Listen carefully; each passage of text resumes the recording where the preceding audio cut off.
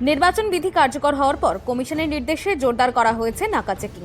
সেই অভিযানে বাঁকুড়ার কোতুলপুরে একটি পিকআপ ভ্যান থেকে প্রায় 2 লক্ষ টাকা উদ্ধার করলেও পুলিশ ও ব্লক প্রশাসন। জানা গেছে, কোতুলপুর থানার হুগলি জেলার সীমানা লাগোয়া একটি নাকা পয়েন্টে নিয়মিত তল্লাশি চলছিল। সেই সময় বর্ধমান থেকে ওন্দার দিকে যাওয়ার একটি পিকআপ ভ্যানে তল্লাশি চালানো হলে বিপুল পরিমাণ নগদ টাকা উদ্ধার হয়। পুলিশ সূত্রে খবর, উদ্ধার হওয়া টাকার পরিমাণ প্রায় 1,90,000 টাকা। তবে টাকার কোনো বৈধ নথি দেখাতে পারেনি গাড়ির চালক।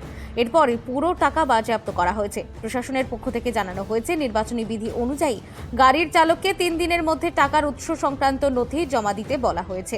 নির্ধারিত সময়ের মধ্যে নথি দেখাতে না পারলে আইনানুগ ব্যবস্থা নেওয়া হবে। নির্বাচনের আগে নাকা চেকিং আরও করা হচ্ছে, নজরদারিতে প্রশাসন।